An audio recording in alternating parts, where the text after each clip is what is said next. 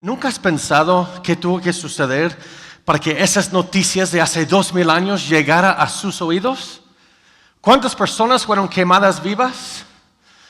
¿Cuántas personas dejaron a familia y tierra atrás? Para que en esta mañana en la Ciudad de México tú pudieras escuchar que Jesús resucitó. Uno de esos eventos que sucedió para llevar el evangelio al extranjero, para que llegara un día aquí, fue llevado por el apóstol Pablo cuando fue a Atenas. ¿Se acuerdan de eso? Hechos 17. Y en ese texto vamos a estar hoy, pero antes de eso vamos a dar un contexto. El libro de Hechos, realmente podemos llegar primero a esto. ¿Estoy aquí? Todavía no. Voy a leer Hechos 1:8. Si quieren buscar, aquí está. O pueden leer aquí en la pantalla si es más fácil. Pero recibiréis poder cuando haya venido sobre vosotros, dice Jesús a los discípulos. Cuando haya venido sobre nosotros el Espíritu Santo, y me seréis testigos en Jerusalén, en toda Judea, en Samaria, y hasta lo último de la tierra. Y lo último de la tierra, gracias a Dios, aquí estamos en una de esas partes. Gracias, Cristo, por pensar en nosotros aquí, para que me llegaran estas noticias. Y el libro de Hechos, si usted estudia el libro de Hechos es la proclamación del evangelio fuera del contexto judío hasta los confines de la tierra, al menos como los entendían en sus días. Por eso, si seguimos leyendo en Hechos, vas a ver, ese es un mapa medio crudo, pues el mapa que tengo yo, ahí va. Y voy a usar muchos de esos, ¿ok? Y vemos que empieza en Hechos capítulo 2, llega el Evangelio a Jerusalén, empieza el Evangelio a salir y gracias a Dios se está cumpliendo lo que fue dicho. Y luego llega a Samaria, está Felipe predicando en Samaria, si se acuerdan, y luego fue llevado por el Espíritu con Etíope, el eunuco. Y luego en Hechos, creo, capítulo 10, Pedro va a la casa de Cornelio y él tiene que dar... rende cuentas por haber ido a la casa de unos inmundos, ¿verdad? Supuestamente, y él tuvo que aprender que este evangelio tiene que expandir y tiene que salir de sus prejuicios y entender cuál fue el propósito de la ley ceremonial de los judíos y que el evangelio traspasa eso. Cristo cumplió con todo eso. Y podemos decir, wow, y según uno podemos decir, ya se acabó, ya se cumplió. Pero vamos a ver un mapa más, vamos a salir un poco más. Así, estuvimos ya unos metros arriba de Jerusalén, ahora vamos a salir un avión como de la vista de un pájaro más arriba. Y todo lo que vimos en Hechos solamente se pudiera poner en esos círculos, hasta ahí. Nosotros no estamos allí, tiene que llegar el evangelio a nosotros, ¿verdad? Ahora tienen que llevar el evangelio fuera de esa área. Y en Hechos, donde vamos a llegar, vamos a ver cómo en Grecia llegó el evangelio por el apóstol Pablo. Vamos a pensar en eso por un momento. Pablo es el hebreo de los hebreos. Él estudió bajo los pies de Gamaliel. A menos cuando él está con los judíos, lo ven con algo de respeto, ¿verdad? Pero ahora el hebreo de los hebreos va a ir con el evangelio donde no les importa. El hebreo de los hebreos para mí, un ateniense, es nada. Eres un cero a la izquierda aquí en Atenas. Imagínense que tú llevaras el evangelio fuera de un contexto donde, al menos en el contexto mexicano, tienen un crucifijo, ¿no? Puedes hacer referencia al crucifijo que tiene toda la gente y hablarles de Cristo. Al menos hay un punto de referencia. Imagínate llevar ese evangelio ahora donde no les importa ni un crucifijo. Y tú les vas a dar el mensaje que da vida. Pablo, llegando allá, él se va a encontrar con gente que había estudiado Sócrates con sus diálogos socráticos. Ahora yo voy a decir algo de las obras de los filósofos. Yo sé que hay controversia, quién escribió y todo eso. No estoy entrando en eso, solo quiero dar un punto para seguir.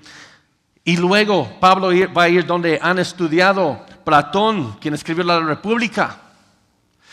Este hebreo de los hebreos va a ir donde tienen la tradición de Aristóteles, quien escribió más de 200 obras filosóficas. Ahora de decir que tú conoces la Torah, a ellos qué les importa.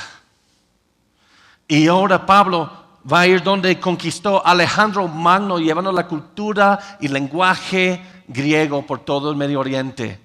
Solo quiero que entiendan este punto, cómo hubiera sentido Pablo. Y lo que Dios hizo para que hoy llegara el Evangelio a tus oídos. El Evangelio es una transliteración de la palabra griega evangelio, que nada más significa, es una palabra de iglesia, ¿verdad? Y puedes decir, ¿qué es evangelio? Es buenas nuevas, buenas noticias. Y esas buenas noticias pasaron por culturas, lenguajes, siglos, martirio, para que hoy escucharas las buenas noticias. Si estás aquí en esta mañana y no has escuchado las buenas noticias, mira hasta dónde tuvo que ir la trayectoria de las buenas nuevas para llegar a tus oídos. Yo doy gracias a Dios. Y el apóstol Pablo ahora va a compartir con ellos.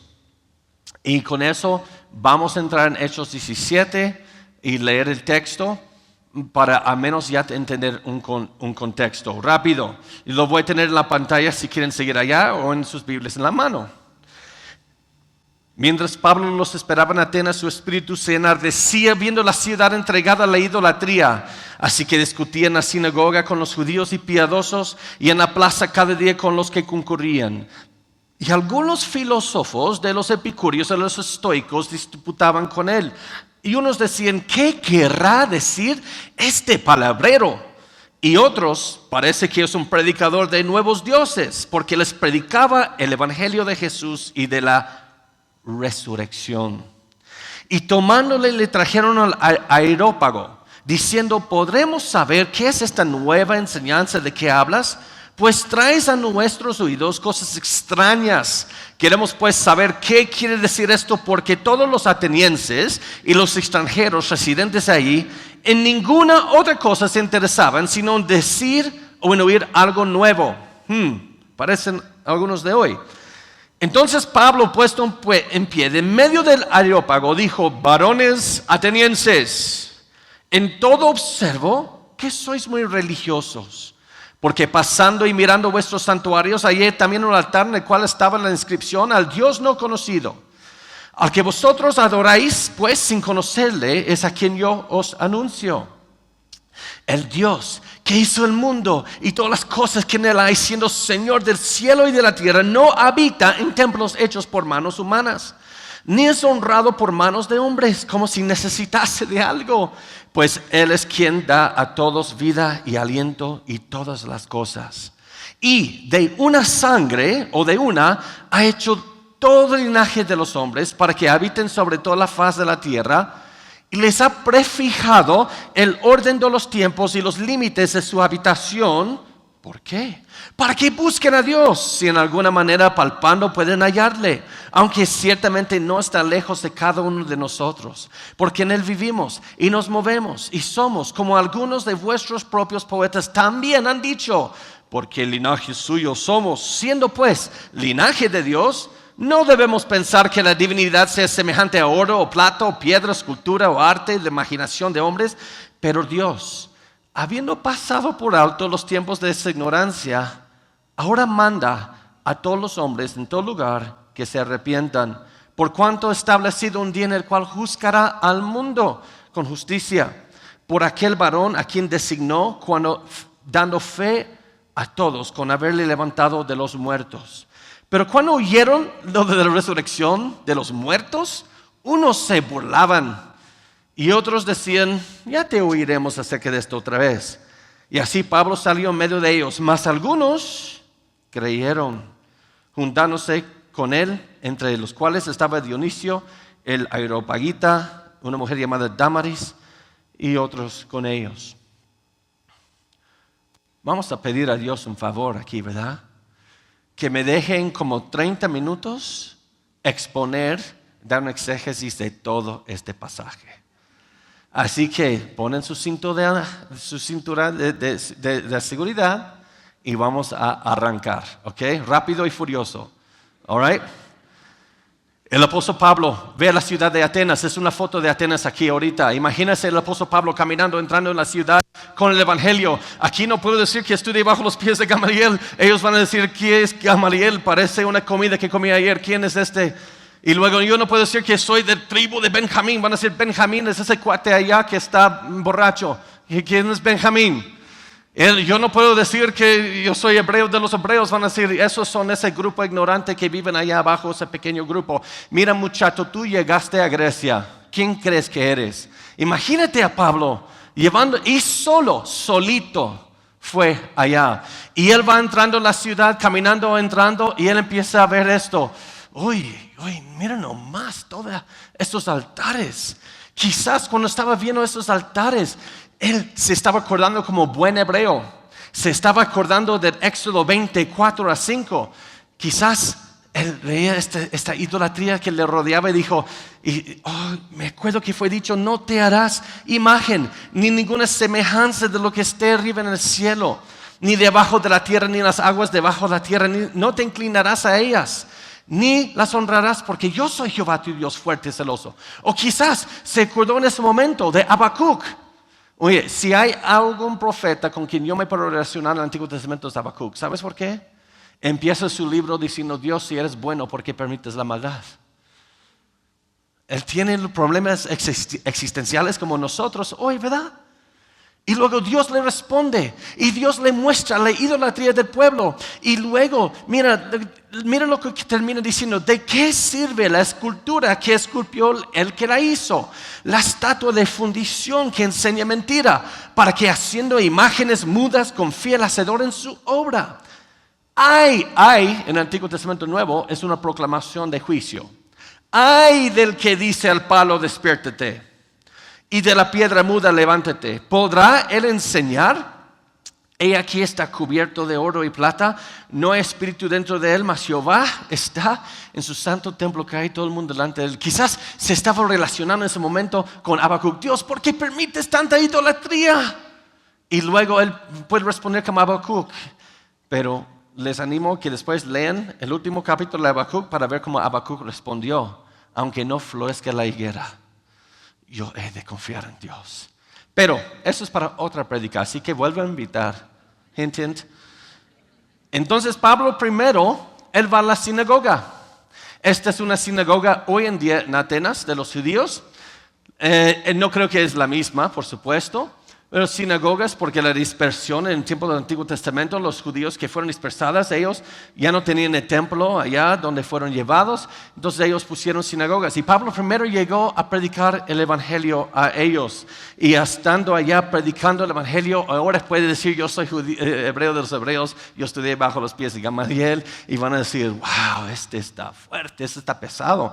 Y con el evangelio, pero luego algunos epicúreos y estoicos discutaban con él.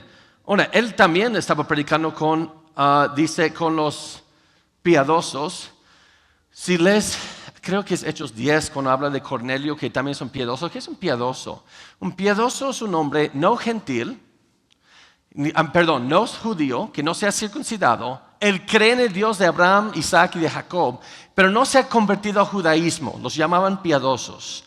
Entonces él al menos estaba con personas del mismo contexto. Ok, aunque no te has circuncidado, ustedes saben, cuando yo hablo de Abraham, Isaac, Jacob, saben de lo que hablo. Ustedes son judíos. Mira, el Mesías que fue prometido. Pero luego unos estoicos y epicúreos querían discutir con él. Yo me imagino quizás fuera de la sinagoga. ¿Qué es eso? Pues la filosofía griega tiene como dos fines, dos categorías, dos propósitos, dos raíces. Número uno es sanar el dolor, curar el dolor. Ahora, eso no es una curita para que no te duela una pastilla. No es el dolor cuando te cortas, es el dolor existencial de la vida. Y el segundo propósito de la filosofía griega fue para vivir bien. Y habían dos clases. Cuando escuchas vivir bien, parece animismo de Sudamérica, porque esa es una de sus categorías más fuertes de animismo, especialmente la Pachamama en Bolivia, es el vivir bien, el horizonte, vivir bien. Y habían dos clases, dos escuelas de griegos para el día de Pablo más grandes, los epicúreos, estoicos. Los epicúreos, seguidores de Epicuro, y los estoicos seguidores de Zenón. Y ellos llevaron a Pablo de la sinagoga al Areópago. Ahora vamos a contextualizar eso por un momento, por favor. Aquí es el Areopagita. Roca de Ares, eso es griego para roca de Ares. Está hoy día en Atenas. Ustedes están viendo ahorita foto de donde el apóstol Pablo predicó este mensaje que van a escuchar. Yo me imagino, hace 2 semanas yo estuve en la Politécnica de aquí, ante el departamento de psicología, por 2 horas. Y por un momento yo creo que sentí como Pablo allí. Me van a comer vivo. Porque las preguntas se trataban con qué dice la Biblia, el feminismo y cosas así. Y yo, me están están buscando pleito conmigo. Gracias a Dios la palabra de Dios da la respuesta. Pero Pablo yendo allá, mira, imagínense esos filósofos. Tú vienes con un mensaje. Ven a la roca de Ares, a ver cómo te va allá con tu mensaje. Punto al lado, muy rápido les quiero dar aquí. Las películas de hoy en día nos han engañado. Yo no estoy aquí predicando, no vean películas, no estoy diciendo eso. Pero el superhéroe en todas las películas, el héroe, ¿cómo es? Indiferente, es fuerte y te mira hasta que te mata con la mirada. No tiene miedo de nada. No. Eso es una farsa. ¿Tú sabes lo que es ser un valiente en esta vida? Obedecer a Dios aunque lo haces temblando. ¿Ustedes saben algo? Los grandes hombres y mujeres que Dios ha utilizado para que llegaran las buenas noticias hoy, y vamos a hablar qué son esas buenas noticias en un minuto, ellos lo hicieron temblando. Ellos lo hicieron casi teniendo que hacer el baño quizás. Pero lo hicieron de todas formas. Eso es ser valiente. Eso es ser valiente. Y sabemos que Pablo fue valiente porque fue y les predicó. Yo me imagino a Pablo temblando y luego ellos diciendo, qué palabrero, ¿qué nos vas a decir con tus nuevas enseñanzas? Y Pablo diciendo, yo voy a ser fiel a Dios. Imagínense, si yo voy a mi esposa es de Sombrerete, Zacatecas, si yo voy allá, hay unos ranchos alrededor de Sombrerete, muy bonitos, pero si yo voy al rancho más pequeño y busco una iglesita evangélica, si es que hay, y hay una lona y unos palitos y se sienten en el piso, y yo voy allá y busco al pastor. Digo, pastor, ven, tú vas a predicar en la Politécnica ante el departamento de filosofía. ¿Cómo se va a sentir él? Pero ustedes saben que a veces son los pastores que lo harían de todas formas, porque ellos saben lo que Dios ha hecho y ellos están dispuestos a proclamarlo.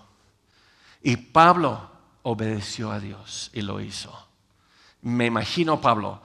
Entonces Pablo, versículos 22-23, puesto en pie del Areópago, el roca de Ares, dijo, varones atenienses, en todo observo que sois muy religiosos, porque pasando y mirando vuestros santuarios, hallé también un altar al cual estaba la inscripción a Dios no conocido, al que vosotros adoréis, puesto sin conocerles, a quien yo os anuncio.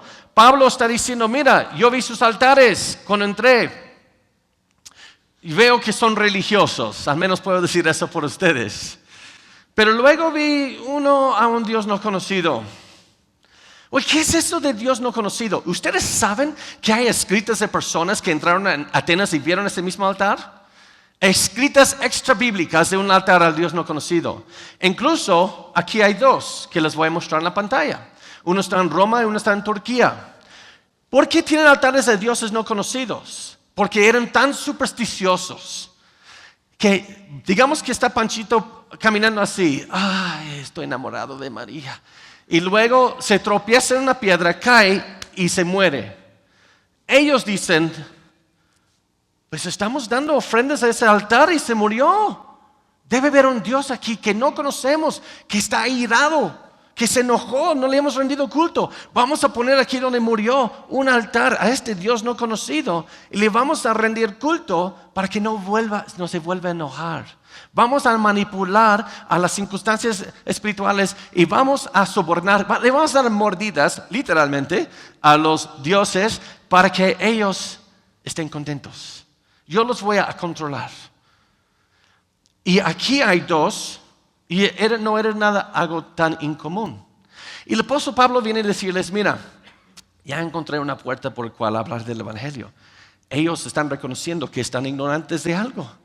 Y con eso, con confesaron a su ignorancia, les voy a proclamar la verdad de Dios. Entonces, yo creo que Pablo les enseñó unos puntos rápidos. Ahora, yo tengo que volar por estos, perdón, pero si después yo puedo enviar a la iglesia estos puntos escritos que pueden repartir si gusten. Siempre cuando tú compartes las buenas nuevas de Cristo, no vas a tener tiempo siempre para pasar por todos estos puntos, pero muchas veces una persona está visitando un estudio, una casa, y debemos asegurar que estamos tocando estos puntos. Número 1, Pablo les empezó a enseñar la teología propia. ¿Qué es la teología propia? La teología es el estudio de Dios, la teología propia es el estudio del Dios mismo. No de lo que Dios hace, no de cómo hizo Dios asá y acá, sino la teoría propia es la persona, el Dios, su persona, sus atributos comunicables e incomunicables. Dios. Y Pablo empieza hablando de Dios. Mira cómo Pablo no empezó diciendo, necesitas que te arreglen tu matrimonio. Ustedes saben por qué lo compartí ayer. Dios arregló mi matrimonio. Dios salvó a mi familia. Pero las buenas nuevas son que Dios no es que tanto me salvó de un divorcio o me salvó de no estar en vergüenza ante la familia. Dios me salvó de sí mismo. Dios es un juez justo y Él nos va a juzgar. Pero a través del evangelio Dios nos salva de nosotros mismos. Luego, ¿qué diremos al matrimonio en la iglesia que no funcionó, que no se pudo reparar? ¿Vamos a decir que ellos no recibieron el evangelio? No. La gracia de Dios basta. La gracia de Dios es suficiente. Si eres una mujer o un hombre aquí que perdiste el matrimonio o nunca te casaste, ¿sabes qué? La gracia de Dios es suficiente para ti. Él no vino para darte una estructura tradicional de familia para que vuelvas a tener una posición en la sociedad. Él vino para cambiar tu corazón, para darte esperanza. Matrimonio o sin matrimonio. Les empieza a enseñar la teología propia. Mira lo que dice el apóstol Pablo. El Dios que hizo el mundo y todas las cosas que en él hay, siendo Señor del cielo y de la tierra, no habita en templos hechos por manos humanas, ni es honrado por manos de hombres, como si necesitase de algo, pues Él es quien da a todos vida, aliento de todas las cosas. Pablo les enseña primero monoteísmo. Dice Joteos, el Dios, no un Dios, o no hay el artículo indefinido en el griego, pero si no está Jo antes de Dios, es solo Dios y puede estar uno de entre muchos dioses. Pero el apóstol Pablo dijo el Dios, primero ellos. Entonces les está dando un indirecto aquí. Aunque ustedes creen muchos dioses, este Dios que les tengo que decir no es otro a tu repertorio de tu carpeta de dioses. Él es el Dios. Número 1, en vez de ser creado, Él es el creador. ¿Por qué? Porque ellos incluso inventaban dioses. Pero Dios no es inventado. Él te inventó a ti en su mente creativa. Aunque es personal, no depende de ti. ¿Por qué Pablo les enseña eso? Porque los dioses de los griegos dependían de ellos. Pues tenemos que seguir. Número 2, Pablo luego les enseñó antropología. ¿La ¿qué? Antropología, el estudio del hombre. ¿Quién es el hombre? ¿Por qué tienes que hablar de quién es el hombre cuando compartes las buenas nuevas de Cristo? Porque nosotros vivimos en una sociedad como ellos, donde el hombre es un fin en sí mismo y Dios está allá para servir a tus antojos y tus caprichos. Y el apóstol Pablo primero que entender es, ok, tú pusiste el hombre aquí y Dios aquí como tu esclavo. Le das su mordidita, su miel, para que sea como un perrito contento y sea tu compañero, tus diosesitos.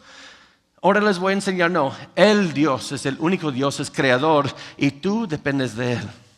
Pablo les está volteando el paradigma aquí.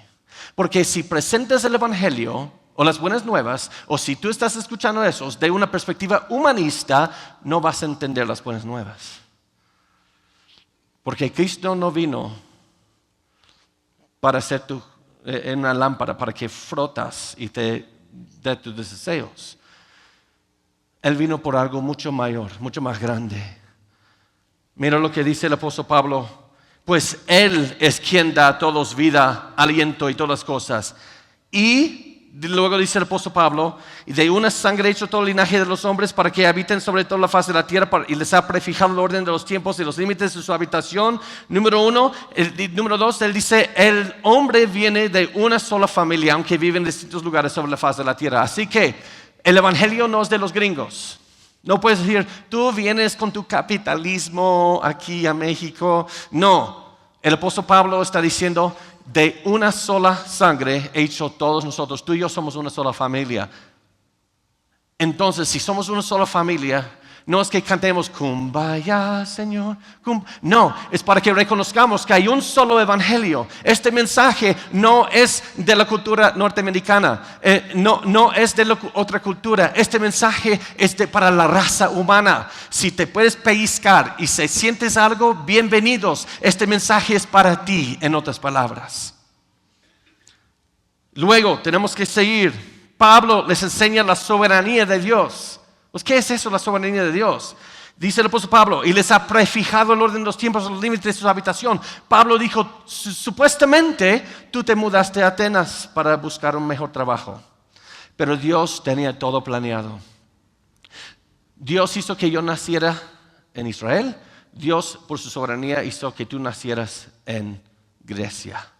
Todo está dentro del plan de Dios. Todo está dentro del plan de Dios.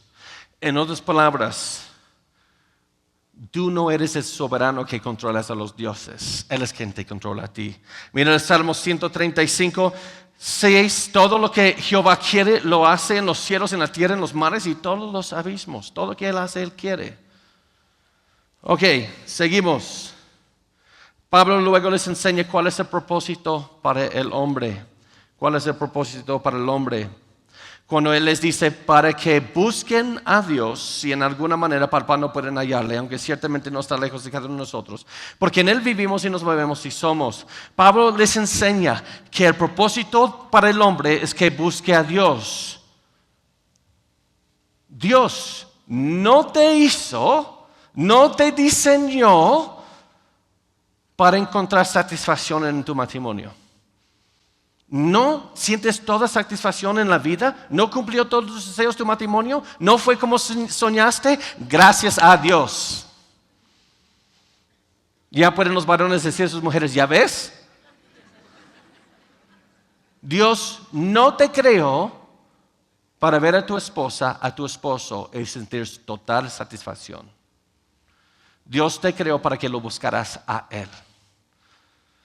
Quizás es la primera vez en 30, 40, 50, 60 años de tu vida que estás entendiendo por qué no te ha ido bien. Porque has estado yendo contra el manual del fabricante. El principal fin del hombre, dice el catecismo, es glorificar a Dios y disfrutar de Él por siempre. Me gustaría quedar ahí un poco más, pero no puedo.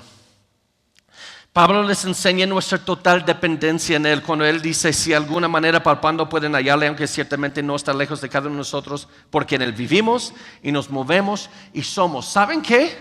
Eso significa que si tú no conoces a Cristo, Él no esperó para que lo conocieras para estar contigo. Él te ha estado permitiendo mover, comer, respirar, todo mientras lo has ignorado. Eso es un Dios de mucha gracia y misericordia, ¿no? Eso quiere decir que es un Dios que Él da favor a personas que no merecen su favor.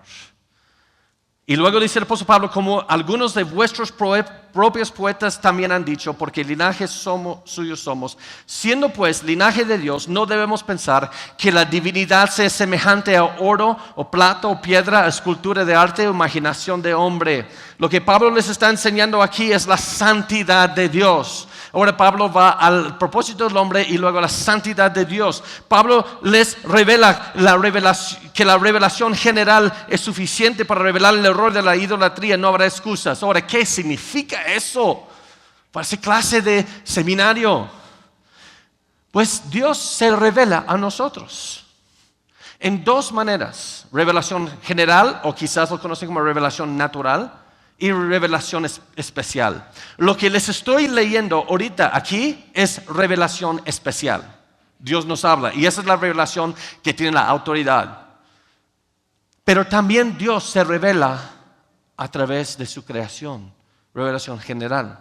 Incluso dice el apóstol Pablo en Romanos 1 que Dios nos muestra mínimo al menos dos de sus atributos: su eterno poder y su deidad, a través de la revelación general. Los cielos cuentan la gloria de Dios. ¿Cómo cuentan la gloria de Dios? ¿Forman las estrellas letras? No. Tú lo ves y ves, mira, esto es de un creador muy inteligente y poderoso. Pablo les dice que sus propios poetas, a través de la revelación general, pudieron aprender unas cosas de Dios. Así que no pueden decir ante Dios que es que yo no sabía. Todos somos responsables hasta un punto. El apóstol Pablo quizás les llevó a Romanos 1, 18, 23. No lo tengo que leer todo porque lo acabo de mencionar. Que Dios, lo que es conocido de Dios, dos de sus atributos, de los incomunicables, los atributos que no comparte con los hombres. En otras palabras, tú no eres eterno, tú no eres una deidad, tú no eres Dios, en otras palabras. Y Dios lo revela a través de la creación. Seguimos. Les dije que abrochen su cinto de seguridad, ¿verdad? Pablo les enseña después de decir, ¿sabes qué? Son idólatras. Perdón. Pero son idólatras y no tienen excusa. Pero luego Pablo no empieza a aventar cosas. Estos idólatras de México. No. ¿Qué hace Pablo? Pero Dios ha sido paciente. Si hay alguien que debe reconocer la paciencia de Dios, debe ser Pablo. Él estuvo persiguiendo la iglesia. Él dio aprobación para matar el primer diácono de la iglesia. Pablo debe saber qué es la paciencia. Mira, para los que estamos en Cristo aquí, ¿cómo los llaman? ¿Los semillos? ¿Sí? Con tu familia, los que no siguen a Cristo, acuérdate la paciencia que tuvo Dios contigo. A veces no nos olvida, ¿verdad? Y les queremos decir, Dios ya se hartó de ti. ¿Y por cuántos años Dios no se hartó de ti, semillo? La paciencia de Dios está en su tiempo, no en tu tiempo. Tú te cansas, pero Dios no se ha cansado. Y Pablo les dice, pero Dios, habiendo pasado por alto los tiempos de esta ignorancia, Dios lo pasó por alto. Mira, Dios no los había juzgado aún por su idolatría. ¿Por qué? Porque ahora Pablo les va a hablar del juicio de Dios. ¿Qué es el juicio de Dios? Pablo les va a decir, mira, Dios, aunque ha sido paciente contigo, y los que están aquí que no conocen a Cristo, Dios ha sido muy paciente contigo. No lo digo para juzgarte, Dios ha sido bastante paciente conmigo. El hecho de que yo estoy parado aquí esta mañana es una muestra de mucha paciencia de Dios. Y también que el pastor no tenía de otro hoy. Él dice, ahora manda y establecido un día en cual juzgará. Ahora manda a todos a arrepentirse. Y establecido un día cuando juzgará. No tomemos la paciencia de Dios como licencia, sino misericordia con fecha de caducidad. La paciencia de Dios es su misericordia con fecha de caducidad. En un día se acabará su paciencia con todos. Eso es cuando estamos en su presencia, ya no hay otra oportunidad. Y luego Pablo termina enseñándoles cristología. ¡Wow! Yo cuando comparto con la gente, yo empiezo con Cristo. ¿Qué onda es aquí? Porque hay que enseñar los atributos de Dios. O si no, Cristo es lo que cada cultura quiere que sea. Eso se llama sincretismo. Y vivimos en un mundo lleno de sincretismo. Casi todos saben quién es, incluso Buda. Los budistas saben quién es Jesús. Pero ese conocimiento de Jesús que tienen no es suficiente para la salvación. Aquí todo el mundo, especialmente esta mañana, en todos lados de aquí de México, no van a decir, tú te hablas de Jesús, no van a decir qué onda es con Él, quién es Él. Van a saber quién es Jesús. Pero es un Jesús de sincretismo, mezclado con sus ideas de Él. Por eso empezamos con los atributos de Dios y luego llegamos a Jesús. ¿Ustedes ven eso? Pablo les enseña por aquel varón a quien designó dando fe a todos con haberle levantado de los muertos. Mira lo que dice acerca de la muerte y la resurrección de Cristo, Romanos 10b. Pablo escribió esto también. Esta es la palabra de fe que predicamos, que si confesares con tu boca que Jesús es el Señor, el Kurios, y creyeres en tu corazón que Dios le levantó de los muertos, tú serás salvo. Pablo les enseña una cristología correcta, muestra la santidad, justicia y la gracia de Dios Trino. A veces solamente hemos escuchado de Jesús como si fuera un osito de peluche. Pero un entendimiento correcto de Jesús muestra la santidad de Dios, la justicia y luego la gracia de Dios. Pues, el punto de la ruptura en su prédica de Pablo fue la resurrección. Dice, cuando oyeron de la resurrección de los muertos, unos se burlaban y otros decían, ya te oiremos acerca de esto otra vez. Y así Pablo salió de medio de ellos, mas algunos creyeron y así. Ok, porque cuando llegó la resurrección ya no querían escuchar. ¿Por qué la resurrección? Porque los griegos no estaba el gnosticismo desarrollado para entonces, por eso lo llamamos a llamar proto-gnosticismo. Muy rápido, el proto-gnosticismo es un sistema filosófico que se basa en lo que se llama dualismo. En el dualismo, ellos creen que en el universo hay dos poderes que están en lucha, el bien y el mal, y son como iguales. Tú puedes decir, eso parece la prédica de la semana pasada en que vi en YouTube. Pues esto es dualismo, no es cristianismo. Porque dice que hay dos poderes iguales en lucha y todo lo que es materia es mala, y todo lo que es espiritual es bueno. Wow, eso parece otra vez una prédica de YouTube. Eso fue una de las primeras herejías de la iglesia, ¿sabían? Hemos vuelto a caer en dualismo. No estoy diciendo que no hay malo. Lo que estoy diciendo es que Dios está encima de eso. Satanás no es un igual a Dios, viendo a quién va a ganar aquí. Dios es soberano. Y ellos creen que toda materia es mala. Entonces ellos creían en conocimiento místico, secreto, que te hace subir una escalera para liberarte de la esclavitud de la cárcel del cuerpo. Y luego el apóstol Pablo viene y les dice, pueden resucitar y volver a entrar en un cuerpo. Y ellos dicen, ¿qué te pasó a ti, loco? Estamos esperando ser liberados del cuerpo y tú nos quieres volver a meter en el cuerpo. Ustedes ven que los que no creyeron no escucharon la cosmovisión primero de Pablo que les estaba diciendo. Por eso el evangelio no tenía sentido. Si yo solo digo Cristo te ama, no tiene sentido. También María te ama, María de la novela. También tu mamitis te ama. Y aunque tú robas a un banco, eres su hijito, eres bueno. Tú y yo, dos mamás, ¿verdad? Mi hijo es bueno, aunque mató a 70 personas, es bueno, tiene un buen corazón. Así no es Jesús.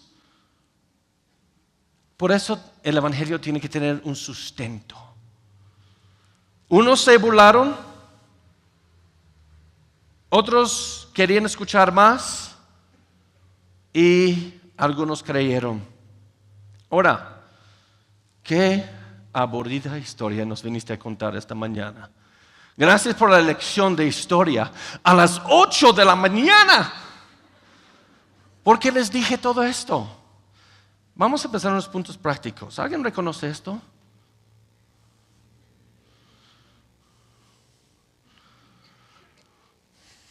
Esto es la Atenas que te rodea esta mañana.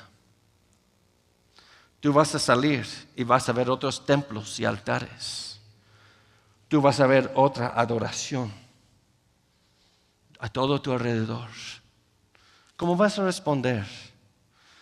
Hace 2 semanas estuve visitando a Toluca y un hermano me dijo, hermano, dime, yo tengo un fervor, ¿debo ir y tumbar los altares? Dije, no.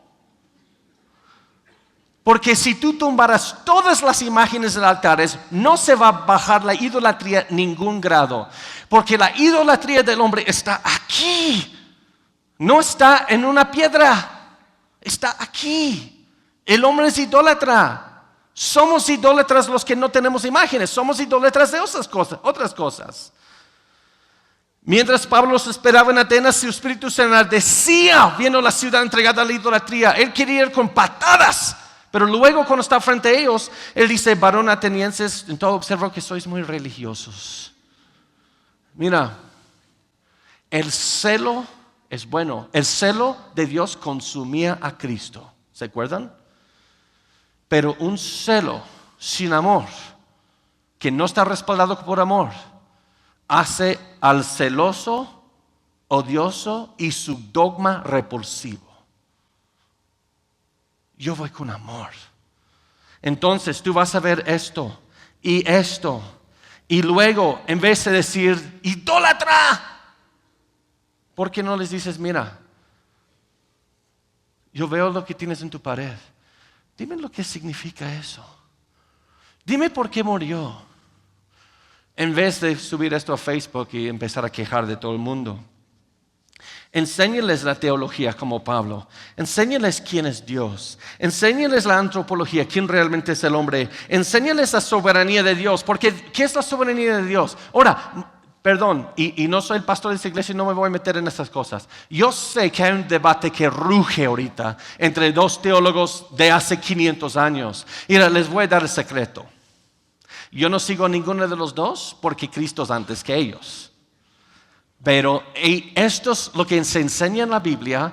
No es para que tenemos un buen debate en Facebook. Y un joven que todavía tiene espinillas, que todavía vive con su mamá, está en Facebook haciéndose el teólogo y insultando a todo el mundo, calvinista, arminiano, bla, bla. No está así para eso. Déjenles doy un punto práctico de lo que es la soberanía de Dios. ¿Quién es Él? No es Jesús. Mira los colores de su túnica. ¿Pueden pensar quién es?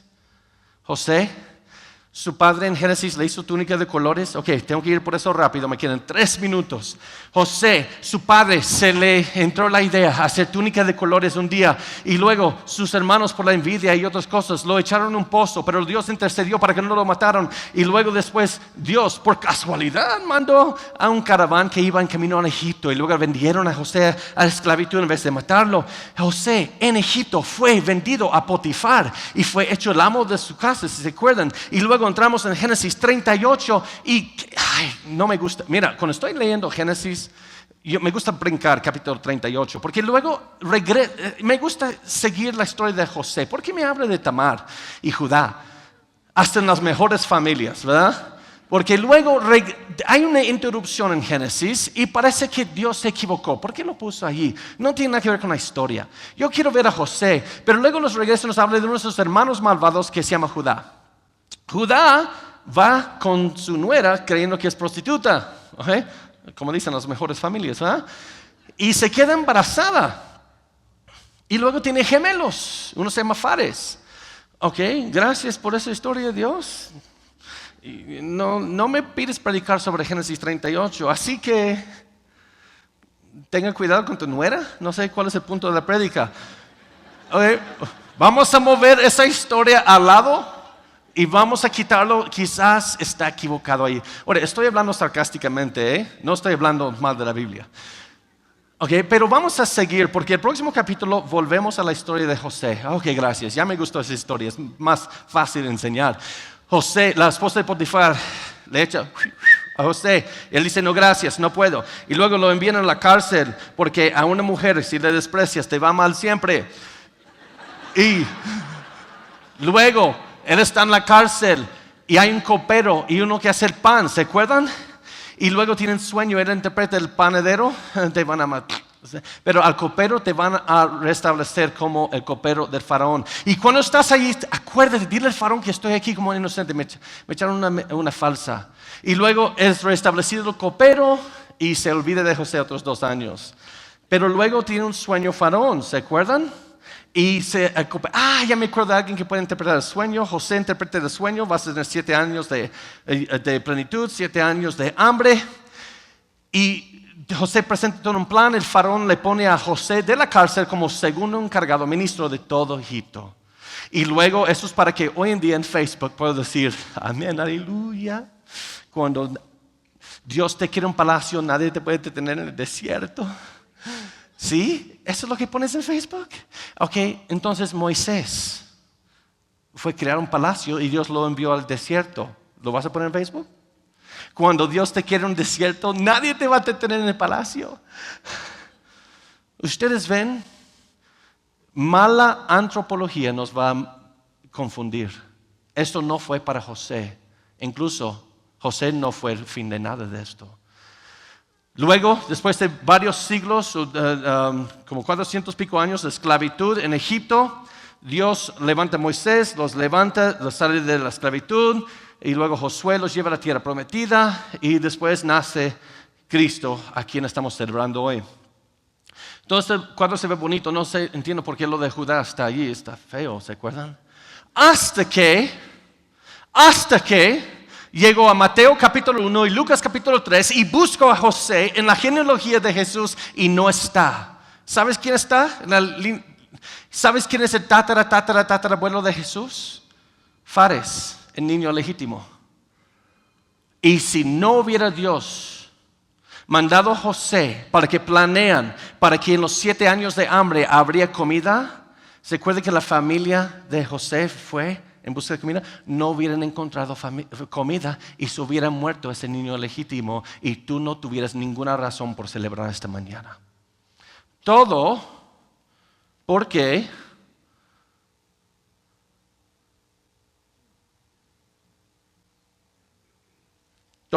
su padre se le ocurrió hacer un túnico de colores para que tú pudieras ser salvo hoy, para proteger la simiente que va a Jesús. Esto es la soberanía de Dios. No es para un debate, no es para hacer categorías. Yo soy calvinista, yo soy hermano. Esto es para mostrar que Dios persevera sus promesas. Y si Dios te prometió algo en su palabra, lo va a cumplir. Muera quien muera, nazca quien nazca. Y luego Pablo les enseña, aquí enseñar al mundo el propósito de Dios, la santidad de Dios, la paciencia de Dios y luego, tenemos que terminar ahora, el juicio de Dios. Y luego, después de enseñarles el juicio de Dios, vamos a enseñarles la cristología, acerca de Cristo y el arrepentimiento.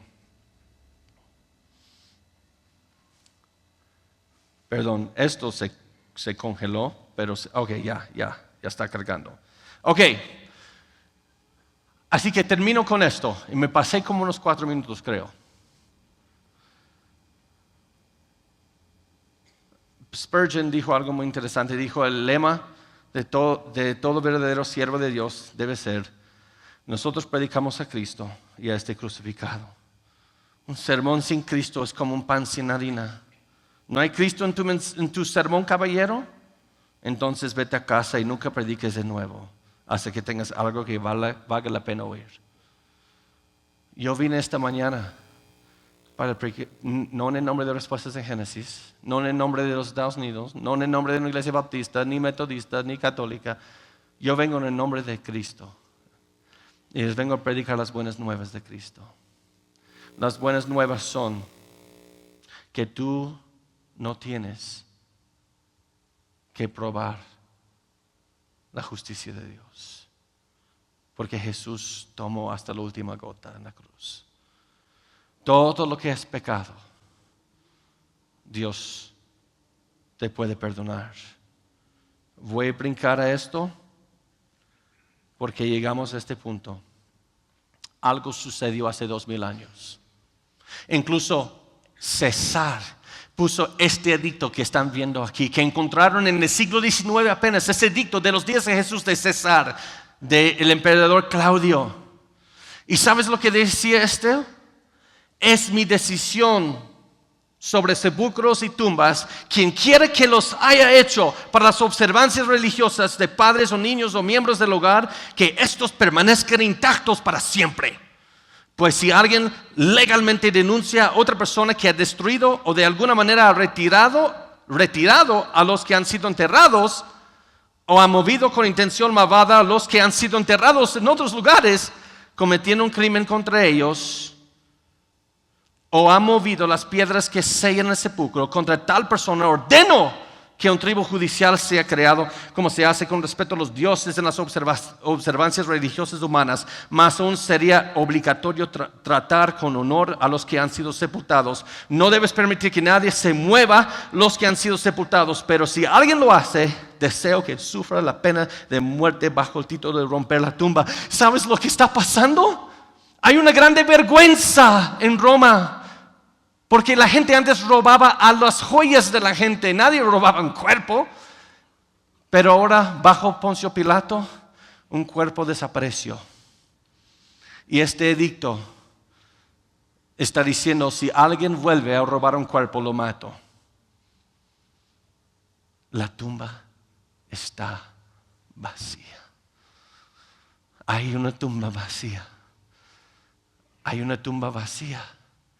Tus padres, tus abuelos, tú los puedes ver en el cementerio aquí, ¿verdad?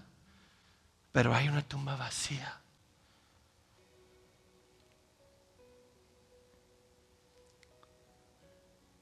Terminamos hoy con Juan 20, 27, 29.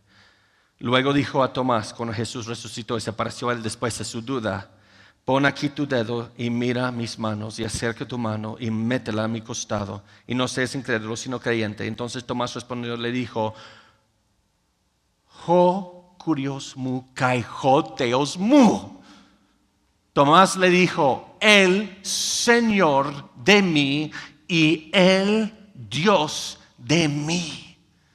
¿Y cómo respondió Jesús? Porque me has visto, Tomás, creíste. Bienaventurados, eso quiere decir dichosos, bendecidos, felices, los que no vieron y creyeron. Ese los está hablando de ti. Yo espero en el Señor que todos aquí pueden ver que necesitamos un Salvador. Y puedes arrodillarte ante Dios y decir: Señor Jesús, ho kurios mu kai ho theos mu. Tú eres el Señor de mí y el Dios de mí. Y tú conocerás cómo se celebra el día de la resurrección. Oremos.